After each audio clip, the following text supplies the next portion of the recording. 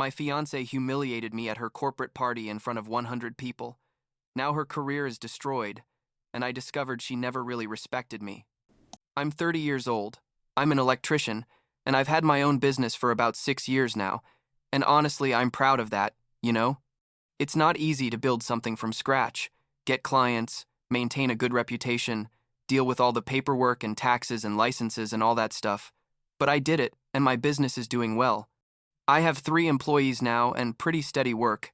But I need to tell you what happened a few months ago, because basically my 4-year relationship went to shit in one single night, and even though it still hurts, I think it was the best thing that could have happened to me, even though it sounds weird to say it like that. I met Rebecca when we were 26. She worked in marketing for a mid-sized company in the city, and we met at a mutual friend's birthday party. At first, everything was amazing, that stage where everything is perfect and you see a future with the person and you can't stop smiling like an idiot every time you see their name on your phone. Rebecca was smart, ambitious, funny, and it seemed like we complemented each other well. She had her corporate world with her suits and her PowerPoint presentations, and I had my world of wires and electrical panels and clients calling me at 3 inches the morning because their power went out, and that seemed to be fine for both of us. The first 2 years were great, honestly. She'd come to my apartment after work, and I'd tell her about some complicated project I'd finished, like installing the entire electrical system for a new house or fixing the old wiring in a commercial building, and she seemed interested, or at least I thought she did. She'd ask questions, laugh at my stories about weird clients, and when I officially opened my own business, she was there. She helped me design the business cards and everything. I think at that moment she really was proud of me. Or maybe she was just good at pretending. I don't know. But looking back, I think things started to change around. Year 3, when she got a promotion at her company and suddenly she was more into that corporate world, you know what I mean? She started attending more networking events, talking more about her career and less about us. And I understood because she was excited and she worked hard for that. But I also started noticing certain comments that left me thinking. For example, once we were having dinner with some friends of hers and someone asked what I did, and before I could answer, she said something like, "Oh, Steven fixes things. It's very useful to have a handyman at home," and she laughed like it was a super funny joke. Everyone laughed too, and I just sat there like, "What?" But I didn't say anything because I didn't want to make a scene, I guess.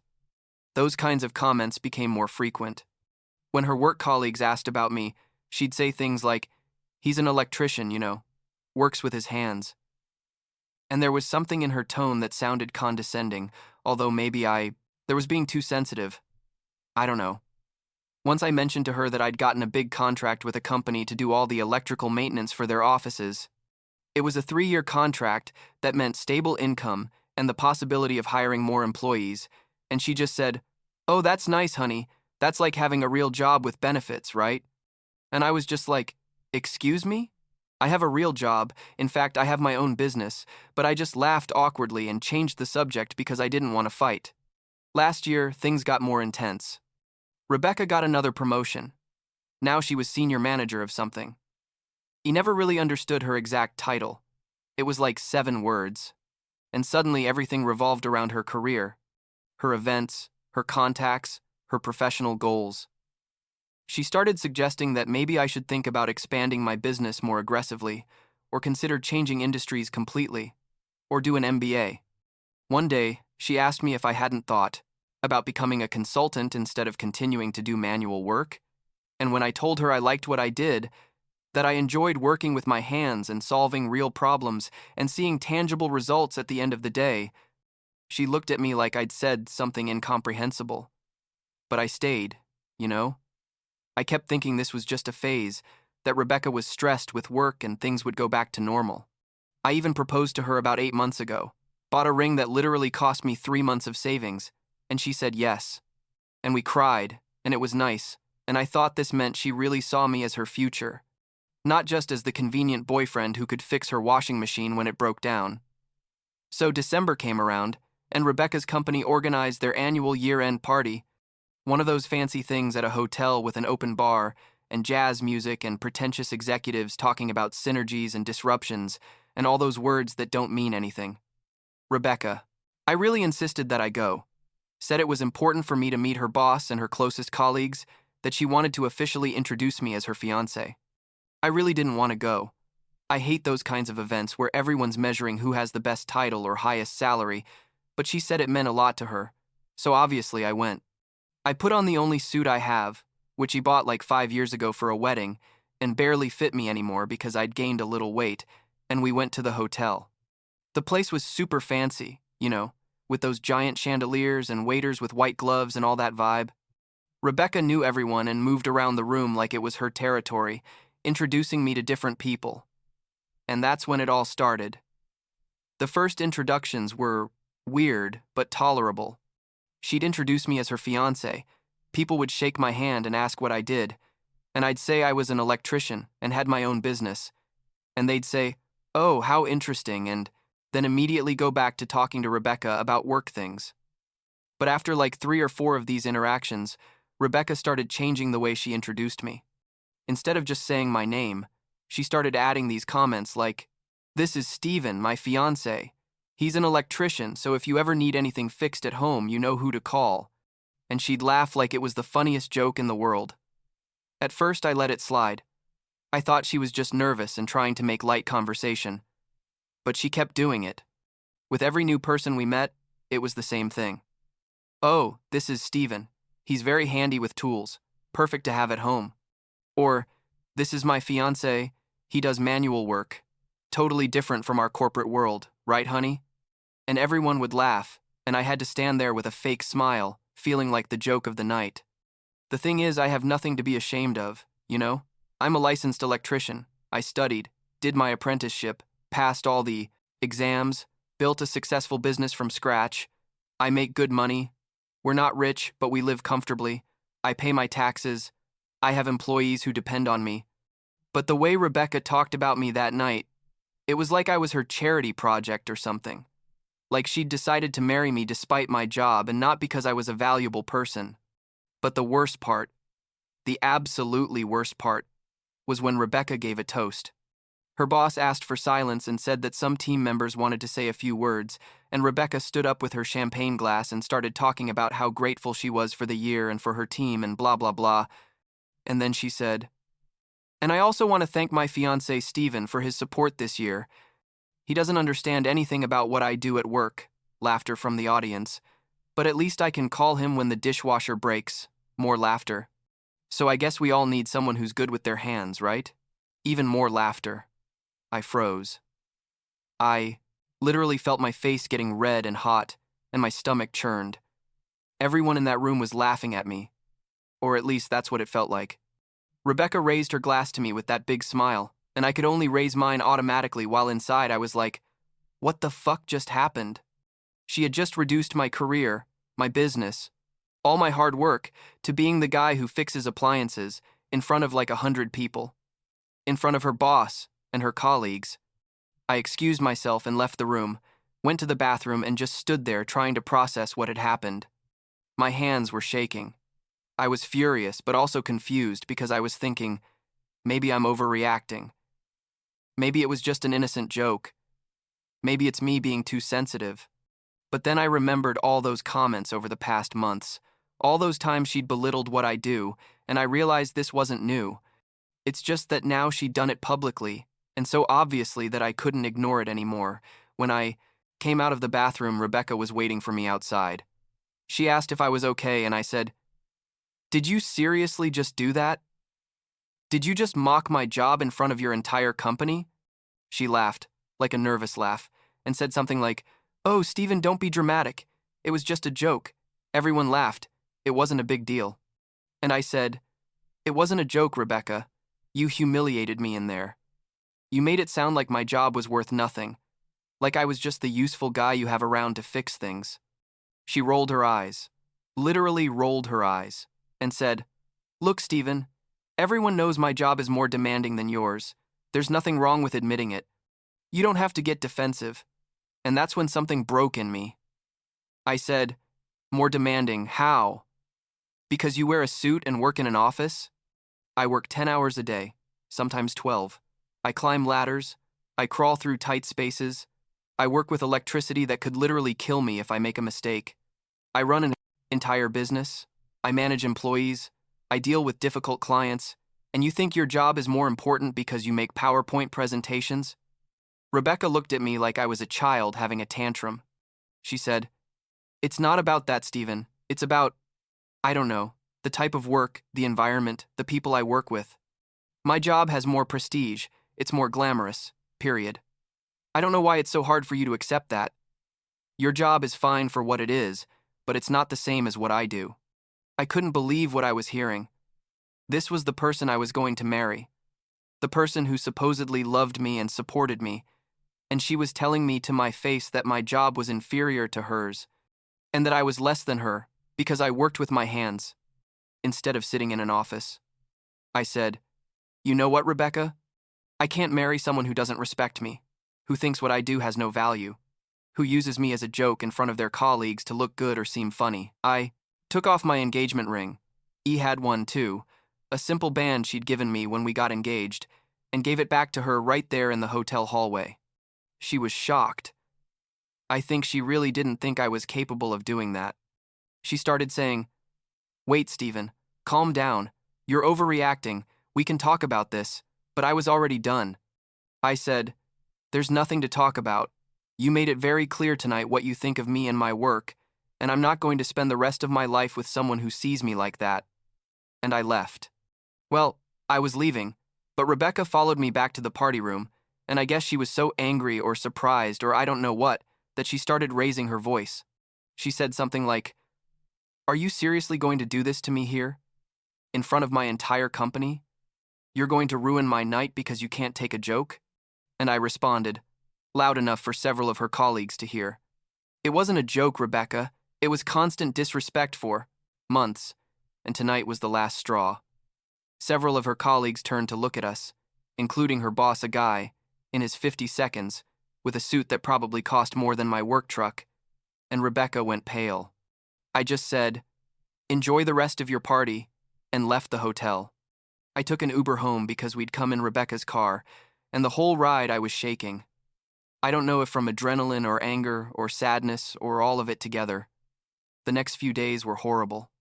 Rebecca sent me like 1,000 messages, at first saying I'd overreacted and that I needed to apologize to her for embarrassing her in front of her colleagues. But when she saw I wasn't going to respond, the messages changed to pleas that we talk, that she didn't mean things the way they sounded, that we could work this out. I didn't respond to any of them. I blocked her number after a few days because I couldn't keep seeing her messages. But then Rebecca did something that really surprised me.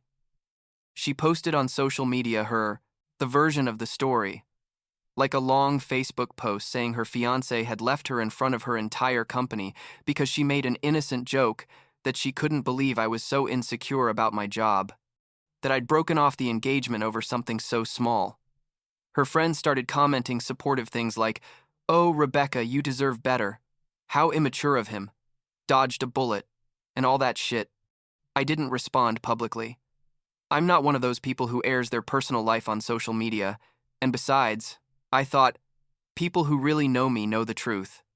But it hurt to see that, you know? See how she was painting everything like I was the bad guy in the story, like I'd overreacted to something insignificant. But then, about a week later, I got a message from one of Rebecca's colleagues, a girl named Sarah, who'd been at the party. She wrote to me, saying she'd seen everything, and wanted me to know that a lot of people in the office thought Rebecca had crossed the line that night. She told me Rebecca always talked about me in a kind of condescending way at work, that several times she'd said things like, "Oh, my boyfriend doesn't understand my work. He just does basic stuff." Or, "It's nice to have a boyfriend who can fix things at home, but sometimes I wish he had a more sophisticated career." Sarah told me she'd never said anything because it wasn't her place, but after what happened at the party, she felt I deserved to know the truth. That hit me hard. It meant it wasn't just that night. It wasn't just the last few months. It was all the time. Rebecca had probably been talking about me like that behind my back for years, minimizing what I do, being embarrassed by my work. And there I was, like an idiot thinking she was proud of me. A few days later, Rebecca's best friend, Lisa, who we knew well because we'd gone out as couples several times, her with her husband and us, contacted me. At first I thought she was going to defend her or try to convince me to get back with her. But no. Lisa told me she needed to tell me something that was weighing on her conscience. She told me Rebecca had confessed to her months ago that she felt she'd settled for me, that I was convenient and stable, but wasn't the type of partner she really wanted for her future, that she wanted someone more ambitious, more corporate, someone who could accompany her to work events without feeling out of place. Lisa told me that when Rebecca accepted my proposal, she'd told her privately that I was easy to control, and that at least with an electrician husband, she'd always have someone to keep the house running. She literally said that. Like, I was a maintenance employee who came with the marriage package. I don't know how to explain what I felt when Lisa told me that. It was a mix of fury and relief. Fury, because the person I loved really saw me that way, saw me as something useful but not valuable, something convenient but not desirable. But also relief, because now I knew, with absolute certainty, that I'd made the right decision, ending everything. I took 2 weeks off work, something I almost never do because I have commitments to clients, but my employees took care of everything, which also made me feel proud of what I'd built, of having a team I could trust. I went alone to the mountains, rented a small cabin with no Wi-Fi, and just stayed there, thinking, walking, processing everything. It was weird being completely alone and in silence after 4 years of being with someone. I thought a lot about who I was before Rebecca and who I'd become during the relationship. I realized I'd started to doubt myself, to question whether my work was enough, whether I was enough. I'd stopped talking about my professional achievements because she always minimized them. I'd stopped inviting my electrician friends and people from the construction industry to gatherings because Rebecca would always comment afterward that they were too basic or didn't have interesting conversations. In those 2 weeks in the mountains, I decided I was going to rebuild not just my life after Rebecca, but also my relationship with myself. I was going to be proud again of what I do, without apologies, without doubts. When I came back, I found out Rebecca had faced her own consequences. Apparently, the party incident hadn't gone over well with her boss, who'd called her out for creating a scene at a corporate event. I also found out from Sarah, who'd become kind of a friend of mine after all this, that Rebecca had been considered for another promotion, but they'd passed on her, partly because she'd shown lack of professional judgment and inappropriate behavior at company events. I'm not going to lie. Part of me felt some satisfaction hearing that.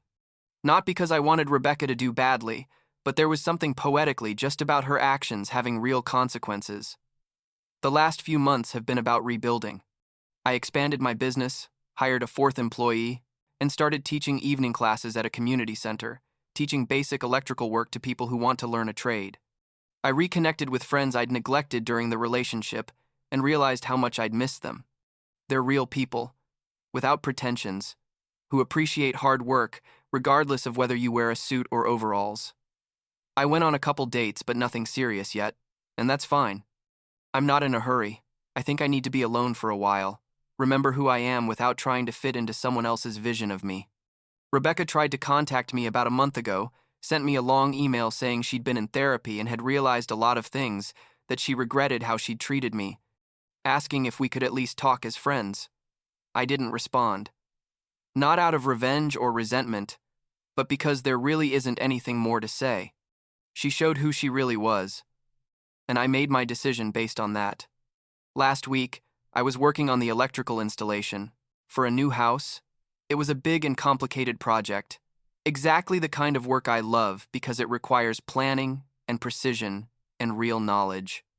The homeowner came to see how things were going and told me, "Man, it's amazing to see someone who really knows what they're doing. My brother is an engineer, and he's always talking about his work, but honestly, I think what you do is way more impressive. This is real. It's tangible. And I don't know. Something about that moment made me feel good, reminded me that what I do matters, that it has real value, that I don't need anyone's validation to know my work is worthy. I guess that's the biggest lesson from all this. You can't be with someone who fundamentally doesn't respect you, no matter how much you love them or how long you've been together. And your work, your career, whatever it is you do, has inherent value if you do it well and with pride. It doesn't need to be glamorous or corporate or impressive on paper to be valuable and worthy of respect. At the end of the day, I built something real with my hands and my brain. And that's more than a lot of people can say, regardless of how fancy their title is or how nice their office looks.